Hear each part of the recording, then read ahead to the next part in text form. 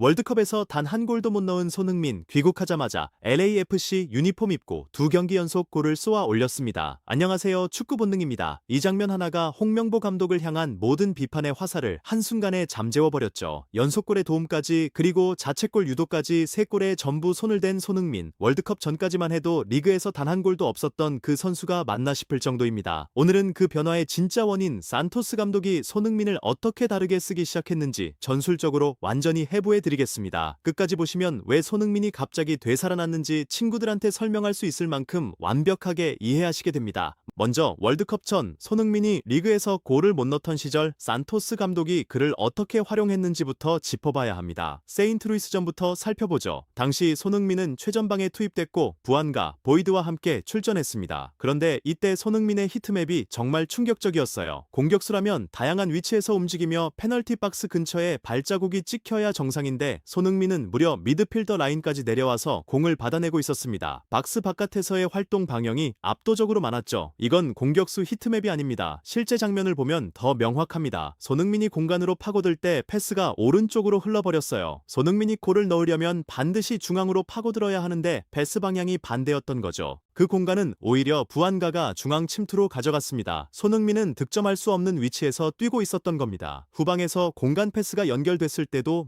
마찬가지였습니다. 선발로 나온 보이드가 공간 침투의 수혜를 받았고 손흥민은 수비 2명을 자기 쪽으로 끌어당기는 역할, 즉 미끼로 쓰였습니다. 전술적 혜택이 보이드에게 흘러가는 구조였는데 정작 보이드가 결정적 찬스를 놓치면서 골도 없었죠. 손흥민이 희생한 만큼 결실도 없었던 겁니다. 선제골을 내주고 끌려가는 상황에서도 산토스는 손흥민에게 전방 압박만 요구했습니다. 약속된 패턴, 즉 손흥민이 골을 넣을 수 있게 짜인 움직임이 전혀 없었어요. 결국 손흥민은 박스 바깥에서 스스로 공을 잡고 개인 능력으로 슈팅을 때리는 것 외에는 득점 찬스 자체가 나오지 않는 구조였습니다. 그리고 당시 가장 큰 문제는 틸먼의 역할이었습니다. 산토스가 델가도와 쇼니에르를 수비적으로 뒤로 빼고 틸먼에게 공 운반을 맡겼는데요. 바로 이 구조가 치명적이었습니다. 손흥민에게 절호의 찬스가 왔을 때 이 타이밍에 패스만 제대로 줬어도 골이거든요. 근데 틸먼이 질질 끌다가 엉뚱한 방향으로 공을 넘기면서 골키퍼가 먼저 잡아버렸습니다. 틸먼의 판단력 문제가 아니라 틸먼에게 전진 역할을 맡긴 산토스의 전술 자체가 손흥민의 득점 찬스를 구조적으로 막고 있었던 겁니다. 다음 경기 내쉬에게 3대2로 패한 경기에서도 상황은 똑같이 끔찍했습니다. 2대0으로 먼저 실점한 LAFC, 부안가의 연결로 마르티네스가 한 골을 따라잡았는데 이 장면이 문제의 핵심입니다. 여러분도 이 장면 기억나시죠? 부안가가 수비를 끌어당기고 손흥민이 달리면서 수비 2명을 붙들었고 뒤에서 마르티네스가 편하게 받아 골을 넣었습니다. 손흥민이 미끼가 돼서 마르티네스 골을 선물해준 셈이죠. 전술적 혜택은 마르티네스가, 희생은 손흥민이 한 구도였습니다. 더 황당한 장면은 그 다음이었습니다. 공간으로 파고드는 손흥민에게 마르티네스가 패스를 넣어주려다 막혀버린 겁니다. 전술적 수혜를 받은 선수가 정작 손흥민에게 돌려주지 못한 거예요. 후반에는 더 충격적인 장면이 나왔습니다. 손흥민이 박스 안으로 파고들려는 순간 개인 플레이만으로 수비들에게 완전히 쌓여버렸어요. 이때 마르티네스를 보면 그냥 멈춰 서 있습니다. 박스 안으로 들어가든 바깥으로 빠지든 수비를 끌어당겨야 하는데 전혀 움직이지 않았어요. 이 오프더볼 움직임이 전혀 없는 동료가 손흥민의 공간을 완전히 닫아버렸던 겁니다. 전술적 지원이 연긴 상황, 이러니 손흥민에게 골이 나올 수가 없었죠. 당시 히트맵을 보면 더 명확합니다. 손흥민이 미드필더 라인 아래까지 내려갔고 박스 바깥 공격형 미드필더 위치에서 가장 많이 활동했어요. 이게 월드컵 전 손흥민의 현실이었습니다. 그런데 월드컵을 다녀오고 나서 완전히 달라졌습니다. 무엇이 바뀐 걸까요? 첫째, 포메이션이 바뀌었습니다. 체베르코가 투입되면서 판도가 달라졌어요. 기존에는 세구라가 오른쪽 풀백을 맡았는데 이 선수는 공격성이 거의 없는 수비 중심 선수거든요. 좌우 밸런스가 무너졌던 LAFC가 체베르코 투입으로 비로소 균형을 찾았습니다. 둘째, 델가도와 쇼니에르가 살아났습니다. 쇼니에르가 공을 빼앗아 빠른 역습을 가동하기 시작했는데 여기서 결정적인 차이가 생겼어요. 이전에 이 자리에 있었던 마르티네스, 아까 보여드렸죠? 오프더볼 움직임이 없었던 선수입니다. 그런데 지금은 캐나다 국대 샤플버그가 앞으로 전진하는 움직임을 보여줍니다. 이 차이가 엄청납니다. 수비 2명이 손흥민 대신 샤플버그에게 붙어버렸고 그 덕분에 손흥민 앞에 공간이 생긴 거예요. 그리고 델가도가 계속해서 박스 안쪽으로 파고드는 움직임을 반복합니다. 이런 상황에서 델가도가 손흥민에게 원터치 패스를 넣어줬고 수비가 자리를 잡기도 전에 손흥민의 빠른 슈팅이 터졌습니다. 반박자 빠른 슈팅 그대로 골망을 흔들었어요. LA 더비 매치 월드컵 복귀 첫 경기에서 골을 터트린 손흥민이었습니다. 이때 히트맵을 보면 완전히 달라졌어요. 박스 바깥에 갇혀있던 손흥민이 사라지고 다양한 위치를 오가며 자유롭게 움직이는 손흥민의 발자국이 찍혀 있습니다. 그 다음 경기 어제 경기에서는 무엇이 더 달라진 걸까요? 선제골 장면부터 분석해 드리겠습니다. 예전에는 후방 롱패스가 날아올 때 손흥민이 수비의 시선을 끌어당기면 그 공간을 마르티네스가 파고드는 구조였습니다. 손흥민이 눈길을 사고 남들이 찬스를 먹는 방식이었죠. 그런데 이제는 완전히 뒤집혔습니다. 후방 패스를 샤플버그가 받아 몸싸움으로 손흥민에게 세컨드볼을 떨궈줍니다. 전술적 역할 분담 자체가 바뀐 거예요. 솔직히 손흥민이 몸싸움이 강한 유형이 아니잖아요. 하지만 스피드는 리그 최상급입니다. 그러니까 몸싸움은 샤플버그에게 맡기고 흘러나오는 공을 손흥민이 재빠르게 낚아차에 달리게 만든 겁니다. 이게 손흥민의 스피드를 극대화하는 방식이에요. 공을 잡자마자 질주 1대1 상황에서 스텝 페이크로 공간을 만들고 정확한 슈팅까지 현지 해설진도 극찬을 아끼지 않았습니다. 산토스 감독은 여기서 멈추지 않았습니다. 약속된 플레이도 여러 차례 시도했어요. 포르투스가 오버래핑으로 올라오는 타이밍에 손흥민이 뒷공간으로 파고드는 움직임, 패스 연결이 직전에 끊겼기에 망정이지 제대로 연결됐다면 또 한 번 골이 나왔을 장면이었습니다. 손흥민은 이 경기에서 아래로 내려와 쇼니에르와 원투 패스를 주고받으며 어시스트까지 추가했습니다. 부안가의 골이 터졌죠. 그리고 또 하나의 장면이 나옵니다. 세구라가 수비형 미드필더로 뒷공간을 틀어막으면서 공을 따냈고 쇼니에르가 이어받아 공간으로 달리는 부안객에 연결합니다. 부안가가 박스 안에서 손흥민에게 패스를 시도했는데 각도가 약간 어긋나 수비에게 끊겼어요. 제대로 연결만 됐다면 손흥민의 세 번째 직접 골까지 나올 수 있었던 장면이었습니다. 이것이 핵심입니다. 손흥민을 미끼로 쓰던 시절과 지금은 완전히 다릅니다. 이전에는 손흥민의 존재감이 남의 골을 만들어주는 도구였다면 지금은 손흥민 자체가 득점 루트의 끝에 서 있습니다. 교체로 들어온 마르티네스도 달라진 모습을 보여줬습니다. 예전엔 손흥민이 마르티네스에게 패스를 해줬다면 이번엔 마르티네스가 공간으로 파고드는 손흥민에게 패스를 넣어줬어요. 손흥민이 박스 안에서 크로스를 올렸고 위기를 감지한 상대 센터백이 몸을 날리다가 그만 자책골을 넣어버렸습니다. 한 골 한 도움에 자책골 유도까지 세 골 모두에 손흥민이 관여한 경기였습니다. 그렇다면 산토스 감독은 도대체 왜 달라진 걸까요? 이 질문이 사실 가장 중요합니다. 일각에서는 마르티네스의 분데스리가 이적이 무산되면서 더 이상 그를 특별 대우할 이유가 없어졌고 선수단 구성도 정리되면서 자연스럽게 손흥민 중심 전술로 회귀한 것 아니냐는 분석이 나오고 있습니다. 팬들 사이에서도 이 해석이 꽤 설득력 있게 받아들여지고 있어요. 저 역시 이 가능성이 상당히 높다고 봅니다. 마르티네스가 떠날 선수라면 굳이 그를 위한 전술을 고집할 이유가 없고 손흥민이라는 세계적인 자원을 드디어 제대로 활용하는 방향으로 판단이 바뀐 것이죠. 제 관점에서 덧붙이자면 이건 단순한 전술 변화가 아닙니다. 손흥민이라는 선수를 어떤 역할로 정의하느냐의 문제입니다. 전술적 중력이라는 개념이 있습니다. 위대한 선수 주변에 수비가 몰리면 다른 공간이 열리죠. 산토스는 그동안 이 전술적 중력을 손흥민이 아닌 마르티네스를 위해 사용해왔습니다. 손흥민이 중력을 만들고 마르티네스가 그 공간을 먹는 구조였어요. 그런데 지금은 달라졌습니다. 손흥민이 중력을 만들고 손흥민이 직접 그 공간을 파고들며 결말을 짓고 있습니다. 이게 진짜 변화의 본질입니다. 하지만 여기서 끝이 아닙니다. 이번 주 일요일 경기가 분수령이 될 겁니다. 산토스 감독이 인터뷰에서 틸먼의 복귀 가능성이 높다고 직접 밝혔거든요. 틸먼이 돌아오면 세구라 자리를 대체할 수도 있고 델가도 자리로 들어올 수도 있습니다. 그런데 여기서 핵심 변수가 생깁니다. 지금 쇼니에르가 후방을 틀어막고 델가도가 전진하는 이 구조가 손흥민을 살린 핵심 메커니즘이거든요. 틸먼이 이 구조를 흔들지 않는 역할로 들어온다면 산토스가 진짜로 정신을 차린 겁니다. 하지만 틸먼을 다시 공을 끌고 다니는 역할에 투입한다면 우리는 월드컵 전에 그 답답한 장면들을 또 봐야 할 수도 있습니다. 여러분은 어떻게 보시나요? 산토스가 일요일 경기에서도 손흥민 중심 전술을 이어갈 거라고 보시나요? 아니면 틸먼 복귀와 함께 다시 흔들릴 것 같으신가요? 댓글로 꼭 남겨주세요. 한 가지는 확실합니다. 지금 이 손흥민 활용법이 일요일에도 똑같이 구현된다면 우리는 매 경기 손흥민의 이름이 득점란에 오르는 것을 기대할 수 있습니다. 그 기대감 자체가 오랫동안 없었던 것이라 더 소중하게 느껴지네요. 이 분석이 도움이 되셨다면 구독과 좋아요 그리고 알림 설정까지 꼭 부탁드립니다. 다음 영상에서는 일요일 경기 이후 달라진 점을 다시 한번 전술적으로 해부해드릴 예정이니 기대해주세요.